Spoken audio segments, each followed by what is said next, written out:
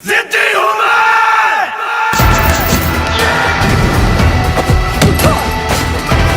जिद है मेरा फितूर, जिद है मेरा गुरूर, जिद है मेरी जुर्रत, जिद है मेरी हिम्मत। Hello and welcome back everyone. स्वागत है एक बार फिर से आपका अमेजिंग शॉर्ट ट्रिक के सीरीज में। तो बच्चों एक ऑसम न्यूमेरिकल प्रॉब्लम आज सॉल्व करने वाला हूं, अमेजिंग और टेक्निक का यूज करके, फास्टेस्ट वे का यूज करके, और डॉपलर इफेक्ट का ये कंसेप्ट होने वाला है, राइट। तो आपने देखो कंसेप्ट तो रिवाइज किया ही होगा, ऑब्वियसली कंसेप्ट आपको पता है, बहुत टाइम लेता है, साइन कन्वेंशन यूज करना पड़ता है, बट इस टाइप की कैटेगरी के क्वेश्चंस हम बहुत फास्टेस्ट वे में कैसे सॉल्व कर सकते हैं ये सिखाने वाले एग्जाम के अंदर, राइट। क्योंकि इनमें टाइम बहुत लग जाता है और वो टाइम ही हमने बचाना है, और उसी के लिए ये टेक्निक्स आपको बच्चों सिखाई जा रही है। तो देखो सबसे पहला क्वेश्चन देख लेते हैं जल्दी से, क्या है आप जल्दी से पढ़ेंगे, उसमें जो डेटा गिवन है ना उसको नोट कर लिया करो, उसके बाद क्या पूछा गया उस पर फोकस किया करो, उसके बाद बताता हूँ आपको अमेजिंग टेक्निक। और मैं ये भी मान के चल रहा हूँ बच्चों की आप बहुत प्रैक्टिस अच्छे से कर रहे होंगे, कॉन्फिडेंस के साथ लगे होंगे मिशन पे, क्योंकि ऑलमोस्ट आप अपने एग्जाम के जो जेईई मेंस वाले बच्चे वो तो बिल्कुल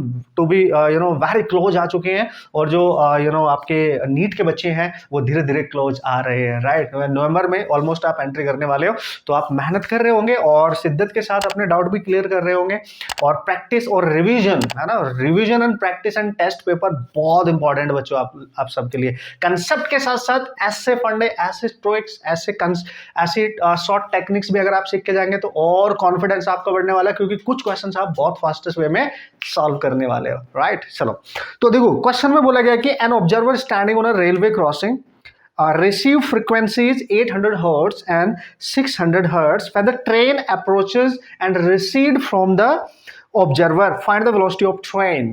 हाँ चलो देखो, अगर मैं यहाँ पे बात करूँ सिचुएशन की, तो सिचुएशन बच्चों ऐसी है कि ये बंदा है, जैसे होता ही है ना भाई, हम रेलवे प्लेटफॉर्म पे खड़े हैं, उधर से ट्रेन आएगी फिर हमें क्रॉस करके चली जाएगी, वो रुकी ही नहीं वहाँ पे, हम तो इंतजार कर रहे थे ऐसे अपने सामान वामान उठा के, है ना। तो ट्रेन आई, है ना, हमें अप्रोच किया लेकिन रुकी नहीं, तो दूर चली गई। तो ऐसा हुआ इसके साथ कि इधर से एक ट्रेन आई, हाँ इधर से एक ट्रेन आई, ट्रेन अप्रोच कर रही है और फिर इसको छोड़ के चली गई, है ना, छोड़ के चली गई, है ना। तो जब ऐसे सिचुएशन हो कि कोई गाड़ी आई, मतलब जैसे हम यहाँ पे ट्रेन की बात कर रहे हैं, वो पहले ट्रेन ने ऑब्जर्वर को अप्रोच किया, मतलब वो ऑब्जर्वर की तरफ आई, देन आफ्टर उसको क्रॉस करके चली गई, यानी रिसीड कर गई उसको, राइट। तो जब ट्रेन अप्रोच करे, राइट, और जब वो रिसीड करे, ठीक है, तो इस कंडीशन में क्या होता है बच्चों, ऑब्जर्वर ये ऑब्जर्वर है जो रेस्ट पे, और ऑब्जर्वर की वेलोसिटी हम v नॉट से डिनोट करेंगे, चूंकि रेस्ट पे है तो 0 मान लेंगे, बहुत क्लियर है। बट उसने ये नहीं बताया कि ट्रेन की वेलोसिटी क्या है, वही निकालनी है।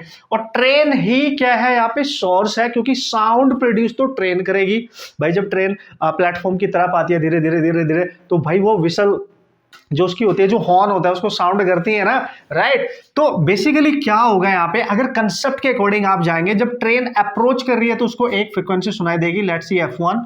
जब इसको छोड़ के जाएगी तब भी ट्रेन विसल करेगी या साउंड प्रोड्यूस करेगी, उसकी फ्रीक्वेंसी सुनाई देगी F2, यानी आते समय और जाते समय, राइट, है ना। जब train approaching the observer and recede the observer, in both condition the observer will hear two different frequencies.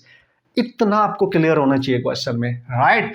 अच्छा सर, तो सर जो साउंड प्रोड्यूस कर रहा है वो तो ट्रेन है, बिल्कुल, तो ट्रेन को हम सोर्स मानेंगे यहाँ पे कि भाई ये सोर्स है, ठीक है, ये सोर्स है, और सोर्स की वेलोसिटी निकालनी है, यानी vs निकालना है। ट्रेन की वेलोसिटी मतलब सोर्स की वेलोसिटी, ये ऑब्जर्वर है सीधा। और जो साउंड प्रोड्यूस हो रही है यहाँ पे, साउंड यानी साउंड जो प्रोड्यूस हो रही है, साउंड की स्पीड हमें दे रखी है v, हम v से डिनोट करते हैं साउंड की स्पीड को, और वो दे रखी है 315 मीटर पर सेकेंड। आपसे बच्चों पूछा गया है what is the velocity of train.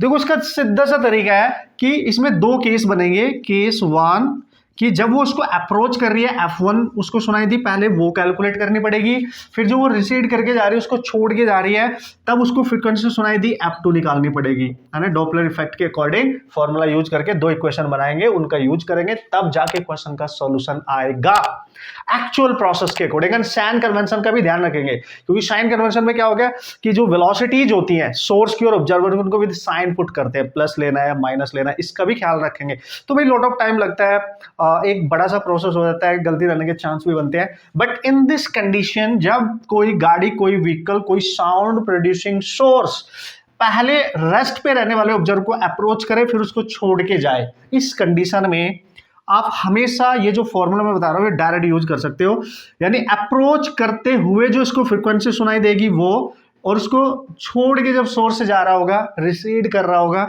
उससे डिवाइड करेंगे इक्वल टू, राइट। ये बहुत अमेजिंग है, मतलब ये आप डायरेक्ट याद रख सकते हैं। साइन कन्वेंशन वगैरह पुट करने के बाद मैंने इसको बना दिया है, तो आप डायरेक्ट यूज कर सकते हैं, राइट।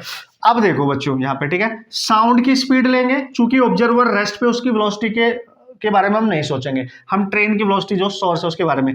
तो साउंड की स्पीड में ऐड करेंगे सोर्स की वेलोसिटी और डिवाइड में साउंड की स्पीड में से सब्ट्रैक्ट करेंगे सोर्स की velocity, and this single expression by using you can solve this problem very quickly. अभी तक जो भी मैं आपको बच्चों बता रहा था वो सब कुछ कंसेप्ट से रिलेटेड था, बट अगर आपने कंडीशन समझ ली क्वेश्चन पढ़ने के बाद कि यार सर एक सोर्स ना ऑब्जर्वर को अप्रोच कर रहा है उसके बाद रिसीड कर रहा है, तो ये सिचुएशन में हम क्या ये फंडा अप्लाई कर सकते हैं? यस, अगर ऑब्जर्वर रेस्ट पे है, यस, कूल है ना, देख सकते हो आप। तो अब क्या होगा, डायरेक्ट वैल्यू पुट कर दो यार, सब कुछ की बिना। देखो F1 दे रखा है 800, F1 800 है क्वेश्चन में, और F2 दे रखा है 600, क्योंकि जब वो अप्रोच करेगा इसको ज्यादा फ्रीक्वेंसी सुनाई देगी, ऑब्वियसली जब दूर जाएगा इसको फ्रीक्वेंसी कम सुनाई देगी।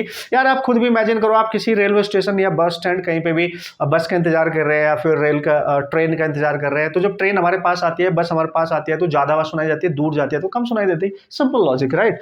अब हम क्या करेंगे sir, v is the speed of sound, ये दे रखी है 315, और ये हमें कैलकुलेट करनी है Vs, क्योंकि हमने माना है सोर्स ट्रेन है तो ट्रेन की स्पीड है ये, तो 315 माइनस Vs। अच्छा एक चीज रखो, उसको V ही रखो आप, बाद में उसकी वैल्यू पुट कर लेंगे, ठीक है, बाद में साइन कन्वेंशन कुछ भी पुट करने की जरूरत नहीं, अपने वैल्यूज पुट करनी है केवल। ये देखो, इससे कैंसिल करो तो ये आ जाएगा 4/3, क्रॉस मल्टीप्लाई कर देंगे आप, 3 का मल्टीप्लीकेशन इसमें, तो हम क्या करेंगे 3V plus 3Vs, right, equal to 4 का मल्टीप्लीकेशन इसमें 4V माइनस 4Vs। अब सिंपली कुछ भी नहीं करना है आपने, ये इसको सॉल्व करेंगे, Vs निकाल लेंगे, लास्ट में V की वैल्यू पुट कर देंगे। कम ऑन गाइस, अब जस्ट सॉल्यूशन करना है लिटिल बिट।